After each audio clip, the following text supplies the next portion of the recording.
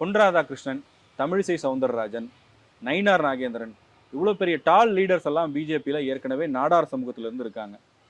அப்படி இருக்கும்போது சரத்குமாரை ஏன் திடீர்னு கட்சியோட இங்கே பிஜேபியில் கொண்டு வந்து சேர்க்குறாங்க அப்படிங்கிற ஒரு கேள்வி அரசியல் அரங்கில் எழுந்திருக்கு. அங்கே தான் நம்ம கவனிக்கணும். அண்ணாமலையினுடைய ஆப்ரேஷன் சவுத் அதை நோக்கி தான் ஒரு திட்டத்தை பாஜக வகுத்திருக்கான். அதனுடைய ஒரு பகுதி தான் சரத்குமாரை அவருடைய கட்சியோடு பிஜேபியில் சேர்த்தது. இது ஏதோ போகிற போக்கில் ஒரு கட்சி வருதுன்னெலாம் சேர்க்கலைங்க. பல மாதங்களாக இதுக்கு திட்டமிட்டிருக்காங்க. சவுத் தமிழ்நாடுன்னு எடுத்துக்கிட்டோம்னா 10 மாவட்டங்கள் வருது.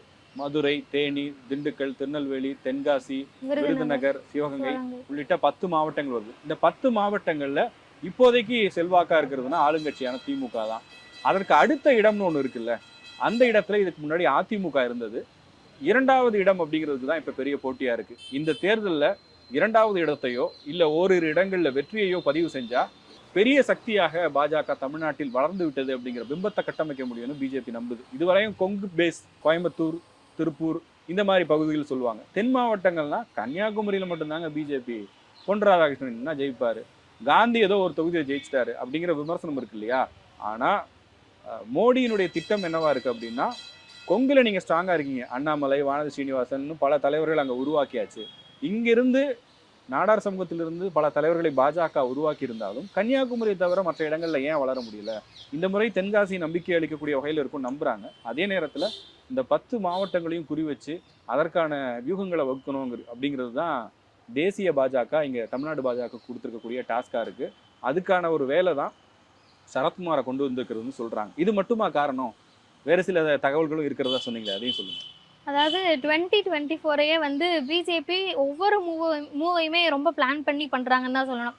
அவங்க தேசிய அரசியலையும் சரி, தமிழ்நாடு பாஜகவை பொறுத்த வரைக்குமே ஒவ்வொரு மூவுமே ரொம்பவே பிளான்டாக பண்ணுறாங்க அப்படின்னு. நீங்கள் சொன்ன மாதிரி அண்ணாமலை இந்த மாதிரியான சரத்குமார் உள்ள கொண்டு வந்ததெல்லாம் பிளான் இருந்தாலுமே கூட இதுக்கான விதை வந்து முன்னாடியே பிரதமர் மோடி அவர்களால் போடப்பட்டதான். ஏன்னா இந்த 2024 ஆரம்பித்தப்பலேருந்தே எப்படியாவது சவுத் தமிழ்நாடு வந்து நம்ம பக்கம் கொண்டு வரணும் அப்படிங்கிறதுல இருக்காங்க. ஏன்னா லாஸ்ட் இயர் எண்டில் வெள்ளம் வந்தது, அப்போல்லாம் வந்து பிரதமர் வந்து பார்க்கல, ஆனாலுமே பெருசாக எதுவும் பேசிடக்கூடாதுன்னு அப்போவே நிர்மலா சீதாராமன் அனுப்பி வச்சதா இருக்கட்டும். அதே மாதிரி 2024 கிட்டத்தட்ட வேற எந்த மாநிலத்துக்குமே அவர் இத்தனை முறை போகல. ஒரு 3 மாதங்கள்லேயே கிட்டத்தட்ட 5வது முறை அடுத்து வேற வரப்போறாரு, 5வது முறையா. ஸோ அவர் வந்த இடங்கள்னு பார்க்கும்போதுமே mostly Madurai, Tirunelveli, Thoothukudi, so mostly south ஏரியாவை தான் பிரதமருமே வந்து கவர் பண்ணியிருந்தாரு. ஸோ பரவாயில்ல, நம்ம நம்ம மாநிலத்துக்கு நம்ம மாவட்டத்துக்கு பிரதமர் இத்தனை முறை வராரு அப்படின்னு ஒரு என் மேலே உங்க மேலே எனக்கு அக்கறை இருக்குது அப்படிங்கிற மாதிரியான ஒரு பிம்பத்தை மக்கள் மேலே கொண்டு வர்றதுக்கு. ஸோ சவுத்தை எப்படியாவது இந்த பக்கம் இந்த முறை வந்து நம்ம கொண்டு வந்துடணும் அப்படிங்கிறதுல ரொம்பவே ஸ்ட்ராங்காக தான் வேலை பார்த்துட்டு இருக்கிறாங்க. ஸோ இன்னொரு விஷயமும் என்ன சொல்லிட்டு இருக்காங்க அப்படின்னா, ராமநாதபுரத்தில் மோடி அவர்களே நேரடியாக போட்டிடுறதுக்கு வாய்ப்பு இருக்குது அப்படின்னு. ஏன்னா மோடி வந்து பொறுத்த வரைக்கும் எப்பயுமே நார்த்தில் தான் அவர் இருப்பார், வாரணாசி தொகுதி அவருக்குன்னு சொல்லியாச்சு. பட் இருந்தாலும் இந்த முறை தமிழ்நாட்டில், அதுவும் குறிப்பாக சவுத்தில் ராமநாதபுரத்தில் போட்டியிட போறாரு அப்படின்றத அவங்க கட்சி வேட்பாளர்களே சிலர் வந்து அவங்க கட்சிக்காரங்களே சொல்லிட்டு இருக்கிறத பார்க்க முடியுது.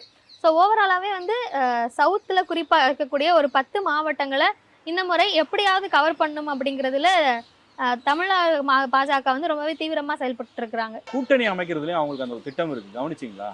ஓபிஎஸ், டிடிவி இந்த 2 பேரையும் எப்படியாவது பாஜக அணிக்குள்ள கொண்டு வரணுங்கிற முயற்சியில அவங்க ஈடுபட்டு இருக்காங்க. அவங்களும் விடாப்பிடியாலாம் ஒன்றும் இல்லை, அவங்களும் ரெடியாக தான் இருக்காங்க. அவங்க ஒன்றும் 2 கட்சிகளோட எல்லாம் பேச்சுவார்த்தை நடத்தல. பாஜக கூட்டணிங்கிறதுல ஓபிஎஸும் தெளிவா இருக்காரு, டிடிவியும் தெளிவா இருக்காரு. அதனுடைய வெளிப்பாடு தான் இன்னைக்கு நம்ம பார்க்கக்கூடியது.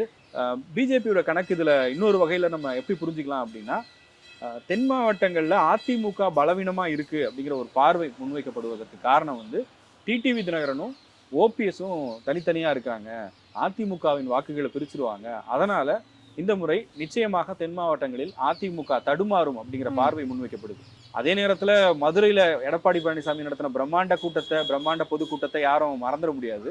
இருந்தாலும் ஒரு பார்வை முன்வைக்கப்படுது, இந்த 2 பேருமே வந்து ஸ்பாய்லர்ஸா இருப்பாங்க, அதிமுகவுக்கு பல இடத்துல இது சிக்கலை ஏற்படுத்தும், அங்க வரக்கூடிய அந்த விரிசலை தனக்கு சாதகமா பயன்படுத்தணும்ன்றதுதான் பாஜகவுடைய. அதிமுகவிலிருந்து வெளியே வந்து சசிகலாவாக இருக்கட்டும், டிடிவி தினகரன், ஓபிஎஸ் இவங்க எல்லாருமே ஒரு குறிப்பிட்ட சமூகத்தை சார்ந்தவங்க 3 பேருமே அப்படிங்கும்போது அவங்களுக்கான ஓட் பேங்க்குமே வந்து கொஞ்சம் சிதறதுக்கு வாய்ப்பு இருக்கு.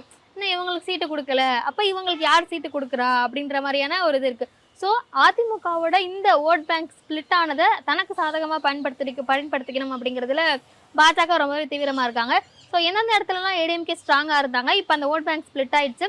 ஸோ அந்த இடத்துல ஆப்போசிட்ல யார் இருக்கா, டிஎம்கே இருக்காங்கன்னா டிஎம்கேவை இவங்களுக்கு அப்புறம் யார் ரொம்ப ஸ்ட்ராங்கா அப்போஸ் பண்றாங்க, இல்ல அந்த இடத்துல யார் இருக்கா, நம்ம கொஞ்சம் அவங்க சப்போர்ட் பண்ணா அவங்க இன்னும் நல்லா தீவிரமா எதிர்ப்பாங்க அப்படின்ற இடத்துல யார் யாரெல்லாம் இருக்காங்களோ சின்ன கட்சிகளா இருந்தாலும் அவங்கள எப்படி யூஸ் பண்ணிக்கலாம் அப்படிங்கிற மாதிரியான பிளானையுமே வந்து தமிழக பாஜக வந்து செஞ்சுட்டு இருக்கிறதா சொல்றாங்க.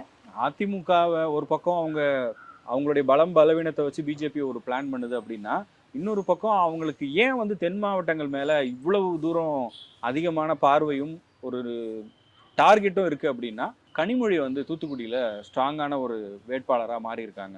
ஏன்னா மழை வெள்ள பாதிப்புகள் ஏற்பட்ட போது நிர்மலா சீதாராமன் வந்தப்ப மக்கள் ஒன்றும் அமைதியாயிடல, கோவங்கிறது இருந்தது. அதே நேரத்துல கனிமொழியை பொறுத்த வரைக்கும் அந்த மழை பாதிப்பிலிருந்து மக்கள் ஓரளவுக்கு மீண்டு வர வரைக்கும் அந்த ஊர்கள்லயே இருந்தாங்க, அந்த கிராமங்கள்லயே இருந்தாங்க. பல இடங்கள்ல கனிமொழி போன காரை மறிச்சு போராட்டங்கள் நடந்தது. ஆனா அவங்களையெல்லாம் நிறுத்தி பேசி அவங்க கோபத்தை கட்டுப்படுத்தி அவங்கள தனியா வச்சு களத்துக்கு போய் உதவிகளை செஞ்சாங்க. அப்படிங்கிறதுனால ஓரளவுக்கு மழை பெஞ்சப்பவும் வெள்ளத்தால நம்ம பாதிக்கப்பட்டப்பவும் நம்ம எம்பி நம்ம கூட தான் இருந்தாங்க அப்படிங்கிற ஒரு எண்ணம் வந்து அங்க இருக்கு மக்கள்கிட்ட. ஒரு விமன் லீடரை திமுக ப்ரொஜெக்ட் பண்றதுனால ஒட்டுமொத்த தென் மாவட்டங்களுக்கும் அவங்க பிரதிநிதின்னு சொல்ல வரல நம்ம. ஆனா அவங்களுடைய சமூகம் வந்து அங்க பலம் பொருந்திய ஒரு சமூகமாக இருப்பதனால அது திமுகவுக்கு தானே சாதகமா முடியும். அதை தாண்டி நம்ம முன்னாடி சொன்ன மாதிரி பல தலைவர்களை திமுக அங்க உருவாக்கி வச்சிருக்கு. இதையெல்லாம் பார்க்கும்போது திமுக வெற்றி பெறுவதற்கு, மிகப்பெரிய வெற்றி பெறுவதற்கு தென் மாவட்டங்களும் ரோல் பிளே பண்ணுது. கொங்கு பகுதிங்கிறது அதிமுகவோட கோட்டையா இருந்தாலும் சென்னை எப்படி திமுக கோட்டையா இருக்கிறதோ அதே போல தென் மாவட்டங்களும் இன்னைக்கு திமுகவுக்கு ஃபேவரா இருக்கு அப்படிங்கிற ஒரு கவலை பாஜகவுக்கு இருக்கு. அதை மையப்படுத்தி தான் அவங்க வேலை செய்ய ஆரம்பிக்கிறாங்க. தென் மாவட்டங்களை குறிவைத்து மட்டும் இல்லை, எல்லா பகுதியிலும் ஜெயிக்கணும்னு தான் ஒரு கட்சியோட திட்டமா இருக்கும். பாஜகவை பொறுத்த வரைக்கும் அவங்க கொங்கு பகுதி ஸ்ட்ராங்கா இருக்கும், தென் மாவட்டங்களை நோக்கி நகரணும். ஏன்னா சென்னை அப்படிங்கிறது அவங்க ப்ரியாரிட்டி லிஸ்ட்ல கொஞ்சம் கடைசியில தான் இருக்கும். முதல்ல கொங்கு மண்டலம், அதற்கு அடுத்து தென் மாவட்டங்கள், அதுக்கு அடுத்து வட மாவட்டங்கள், கடைசியா தான் சென்னையை ஒட்டி இருக்கக்கூடிய பகுதிகள். ஏன்னா இது திமுக ரொம்ப ஸ்ட்ராங்கா இருக்கு. ரொம்பவும் ஸ்ட்ராங்கா இருக்க இடத்துல முட்டி மோதி மண்டை உடையிறத விட எங்க கொஞ்சம் அவங்க வீக்கா இருக்காங்களோ அந்த இடத்துல நம்ம உள்ள நுழையணுன்றதுதான் பாஜகவுடைய கணக்கா இருக்கு. அதனாலதான் தலைவர்களையும் கூட பொன் ராதாகிருஷ்ணன், தமிழிசை சவுந்தரராஜன் மாதிரி 2 தலைவர்களை ஒரே சமூகத்துல இருந்து கொண்டு வந்தாங்க. அவங்களுக்கு ஆளுநர் பதவி கொடுத்ததும் அதுல ஒரு அரசியல் இருக்கு. அதே போல மத்திய அமைச்சராக பொன் ராதாகிருஷ்ணன் கொண்டு வரப்பட்டது. இந்த 2 விஷயத்திலையுமே இன்னைக்கு ஓரளவுக்கு நீங்க பாத்தீங்கன்னா இந்த கன்னியாகுமரி, திருநெல்வேலி, தென்காசி இந்த பெல்ட்ல வந்து நாடார் சமூக மக்கள் பெரும்பாலும் காங்கிரஸ் ஆதரிக்கிறவங்களா இருப்பாங்க. அந்த வாக்குகள் எல்லாம் கொஞ்சம் கொஞ்சமா டிரான்ஸ்ஃபர் ஆகி பிஜேபி பக்கம் வருதுன்னு அங்க இருக்கக்கூடிய நிறைய பேர் சொல்றாங்க. நீ அங்க இருக்கக்கூடிய யார்கிட்ட பேசினாலும் சரி, முக்கியமா இந்த நாடார் சமூகத்தை சார்ந்த சின்ன சின்ன அமைப்புகள்லாம் இருக்காங்க, அவங்க எல்லாம் கூட இன்னைக்கு என்ன சொல்றாங்க அப்படின்னா, பிஜேபி வந்ததுக்கு அப்புறமா எங்க சமூகத்துல இருந்து நிறைய லீடர்ஸ்க்கு முக்கியத்துவம் கொடுக்குறாங்க. நேத்து கூட ஒருத்தட்ட பேசும்போது சொன்னாரு, சரத்குமாரை வந்து நாங்க சமத்துவ மக்கள் கட்சி தலைவர் நடிகர்லாம் பார்க்கலங்க, எங்க சமூகத்துல இருந்து அவர் ஒரு பெரிய நபரா இருக்காரு.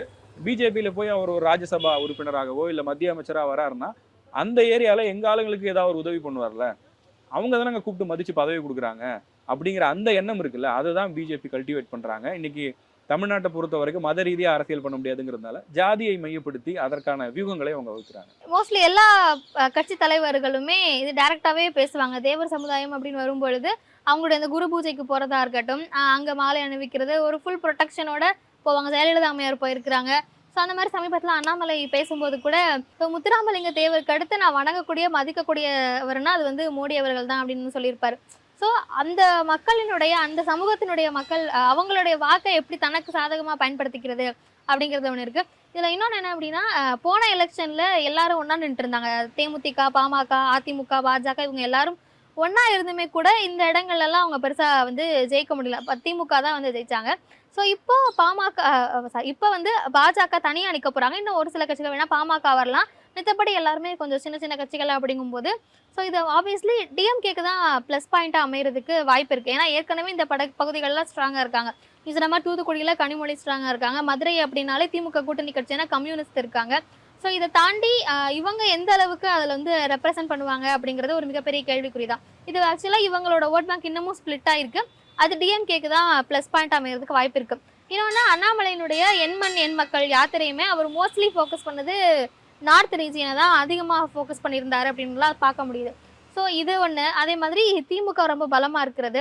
இந்த மாதிரியான விஷயங்களை வச்சு பார்க்கும்போது பாஜக அவங்களே வந்து அவங்க ட்ரை பண்ணுறாங்க. மேபி இந்த எலெக்ஷனில் அவங்க ப்ரூவ் பண்ணிட்டாங்க, நாங்கள் கொஞ்சம் சவுத் சைடு உள்ளே வந்துட்டோம் அப்படின்றத ப்ரூவ் பண்ணிட்டாங்க அப்படின்னா டிஎம்கே விசஸ் பாஜக அப்படின்னு களம் மாறுறதுக்கு வாய்ப்பு இருக்குது. ஏன்னா அந்த இடங்கள்ல அதிமுக கொஞ்சம் வீக்காக இருக்குது, ஓட்டு ஸ்பிளிட்டாக இருக்குது அப்படின்னால மேபி இந்த எலெக்ஷன் அவங்க ப்ரூவ் பண்ணல அப்படின்னா மறுபடியும் அந்த இடத்துல டிஎம்கே தான் ரொம்ப டாமினேட்டிவா இருக்க போறாங்க அப்படின்றதையும் நம்ம பார்க்க முடியும். ஆபரேஷன் சவுத்தில் அண்ணாமலையோட திட்டம் பற்றி தான் நம்ம பேசணும். அதில் வந்து சரத்குமார் தான் லேட்டஸ்ட் அடிஷன். ஆக்சுவலாக இந்த தேர்தல் தேதி இன்னும் அறிவிக்காமல் இருக்காங்க. ஆனால் எப்போ வந்து இந்த தேர்தலுக்கான ஃபீவர் ஆரம்பிச்சதோ அப்போவே தமிழிசை சவுந்தரராஜனுக்கு ஒரு எதிர்பார்ப்பு இருந்தது. மறுபடியும் வந்து நம்ம சீட்டு கேட்கலாம், தூத்துக்குடியில் கண்டெஸ்ட் பண்ணலாம். ஏன்னா லாஸ்ட் டைம் 2019 அவங்க தான் கனிமொழியை எதிர்த்து போட்டிட்டு இருந்தாங்க. அவங்களுக்கு இந்த ஆக்டிவ் பாலிடிக்ஸில் இருக்கணுன்ற ஒரு எண்ணம் இருக்கிறதுனால அவங்க சீட் கேட்டாங்க. பட் ஆனால் தேசிய தலைமை அதுக்கு எந்த ஒரு சம்மதமும் தெரிவிக்கலை. இந்த நேரத்தில் தான் சரத்குமார் உள்ள வராரு. ஆனால் தேசிய அரசியல்னு அவங்க சொல்லியிருக்காங்க. ஆனால் இன்னமும் வந்து ஒரு கேள்வி இருக்கிறது. ஒருவேளை தூத்துக்குடியில் கனிமொழியை எதிர்த்து சரத்குமாரை களமிறக்க பாஜக திட்டமிட்டு இருக்கிறதா அப்படிங்கிற ஒரு மிகப்பெரிய கேள்வி இருக்கு. ஏன்னா அவர் தெரிந்த முகமா இருப்பாரு. கனிமொழிக்கு ஏற்கனவே அங்கே பெரிய பாப்புலாரிட்டி இருக்கிறதுனால அவங்கள வீழ்த்தணுன்றதும் இவங்க திட்டமா இருக்கு. திமுகவை சேர்ந்த யாரெல்லாம் ரொம்ப சீனியர் லீடர்ஸா இருக்காங்களோ, பார்லிமெண்ட்ல ஸ்ட்ராங்கா பேசுவாங்களோ அவங்களையெல்லாம் வீழ்த்தணுன்றது பாஜகவுடைய திட்டமா இருக்கு. டிஆர் பாலு, தயாநிதி மாறன், கனிமொழி இப்படிப்பட்டவர்களை எல்லாம் வீழ்த்துவதற்கான வலுவான வேட்பாளர்களை களமிறக்கணும் அப்படிங்கிறது பாஜகவுடைய திட்டமா இருக்கு. ஏற்கனவே அந்த சமூகத்தை சேர்ந்தவர்களே நிறைய பேர் இருக்காங்க. இப்போ சசிகலா புஷ்பாவெல்லாம் சொன்னாங்க. அவங்க அந்த சமூகத்தை சேர்ந்தவரா இருந்தாலும் கனிமொழியை வீழ்த்தக்கூடிய அளவுக்கு அவங்க வல்லமை படைத்தவரா இருப்பாங்களான்றது பெரிய கேள்வியா இருக்கும். அதனால சரத்குமார் அங்க களமிறக்கினால் ஒரு டஃப்பான ஃபைட்டை கொடுப்பாரு அப்படிங்கிறது அவங்க நம்பிக்கையா இருக்கு. இருந்தாலும் அந்த இறுதியாக அந்த பட்டியல் வர வரைக்கும் பாஜகவில் நம்ம எதையுமே உறுதியா சொல்ல முடியாது. ஏன்னா மோடியே போட்டிட்டாலும் ஆமா, அவரே வந்து எங்க கிளம்புறங்க போறாரு, என்ன ஆக போகுது அப்படிங்கிறது தெரியல. எனிவே இப்போதைக்கு கொங்கு பகுதியை தாண்டி 2வது இடத்தில் டாப் ப்ரியாரிட்டி கொங்கா இருந்தாலும் 2வது இடத்துல பாஜகவின் இலக்கு என்பது தென் மாவட்டமாக இருக்கிறது. இதுல ஃபர்தரா ஏதாவது அப்டேட்ஸ் வந்ததுன்னா அடுத்தடுத்த வீடியோல பேசுவோம்.